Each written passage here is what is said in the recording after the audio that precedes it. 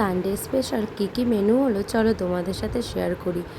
উনুনে পুরোটা রান্নাই করেছি। আর এখানে প্রথমে ভাত বসিয়ে দিয়েছি, আর এখানে কিছু রাইসের চালও ভিজিয়ে নেব।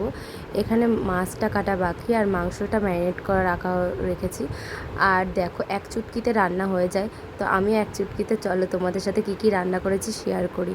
তো দেখো, প্রথমেই করে নিয়েছি উচ্ছে ভাজা, পটল ভাজা, আলু ভাজা, আর এখানে আছে মুগের ডাল, আর তার সাথে আছে পটল আলু একটা চচ্চড়ি, আর এখানে মাছের ঝাল করে নিয়েছি। আর তার সাথে কিন্তু গরম গরম কাঠের জালে মটনটাও বসিয়ে দিয়েছি। দেখতেই পাচ্ছ একদম টকবক করে ফুটছে। আর কাঠের জালের মটন রান্নাটা এত সুস্বাদু হয়, তো যারা খাও তোমরা তো তারা জানোই। আর আমি সম্পূর্ণটাই কাঠের জালেই রান্না করেছি। তো এখানে মটন হচ্ছে আমার বরের তো ফেভারিট রাইস, তো রাইসও করতে হয়েছে আমাকে। তার সাথে সাদা ভাতও আছে, আছে চাটনি। তো দেখো, এক চুটকিতে আমার রান্নাবান্না কেমন হলো, আর আমার হালটা দেখে বুঝতেই পারছো, তো অবশ্যই জানিও।